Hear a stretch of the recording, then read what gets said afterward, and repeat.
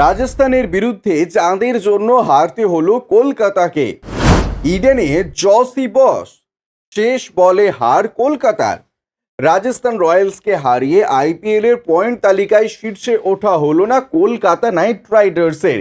Eden গার্ডেন্সে 223 run তুলেও হারতে হলো কলকাতাকে। একাধিক সতীর্থের খারাপ ক্রিকেটের জন্য মূল্যহীন হয়ে গেল সুনীল নারায়ণের অনবদ্য 100 রানের ইনিংস। মঙ্গলবার রাজস্থানের বিরুদ্ধে কেকেআর এর হারে যে 3 ক্রিকেটারের দায় সব থেকে বেশি তাদের বেছে নেওয়া হলো। শ্রেয়স আইয়ার, কলকাতা নাইট রাইডার্সের অধিনায়ক, রাজস্থানের কাছে হারের দায় এড়াতে পারেন না। প্রথমত, ফর্মে নেই ব্যাটার শ্রেয়স, কোনো ম্যাচেই টি-20 ক্রিকেটের উপযোগী ইনিংস খেলতে পারছেন না।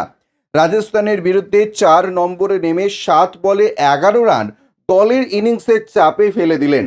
দুর্বল ব্যাটিংয়ের সঙ্গে রয়েছে শ্রেয়সের দুর্বল নেতৃত্ব, বিশেষ করে বোলিং পরিবর্তনের ক্ষেত্রে সঠিক সিদ্ধান্ত নিতে পারলেন না। হাড্ডাহাড্ডি ম্যাচের শেষ 2 ওভার বল করার জন্য ডাকলেন হর্ষিত রানা এবং বরুণ চক্রবর্তীকে। মিচেল স্টার্ক, কেকেআর আবার ডোবালেন 25 কোটির অস্ট্রেলিয়ার বোলার। লখনৌ সুপার জায়ান্টসের বিরুদ্ধে 3 উইকেট নিলেও মঙ্গলবার আবার হতাশ করলেন স্টার্ক। এদিন 4 ওভার খরচ করে রান দিলেন 50, একটাও উইকেট পেলেন না তিনি। প্রতিপক্ষের ইনিংসের শুরুতে, মাঝে বা শেষে কখনোই তেমন কিছু করতে পারছেন না বল হাতে। দল তার থেকে যে পারফরমেন্স চাইছে তা ম্যাচের পর ম্যাচ ব্যর্থ করছে স্টার্ক।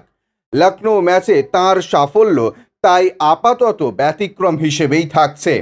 আন্দ্রে রাসেল, দিনটা দ্রে রাসেলের ছিল না। রাজস্থানের বিরুদ্ধে অত্যন্ত সাধারণ দেখালো রাসেলকে। 5 নম্বরে ব্যাট করতে নামা রাসেলকে দল ভরসা দিতে পারলেন না। দলের ইনিংস যখন মসৃণভাবে এগোচ্ছিল, যে সময় ভরসা দিতে পারলেন না। 22 গজের এক প্রান্তে আগলে রেখে সতীর্থদের আত্মবিশ্বাস বৃদ্ধি করতে পারলেন ওয়েস্ট ইন্ডিজের অলরাউন্ডার। পরে বল হাতেও কিছু করতে পারলেন না রাসেল।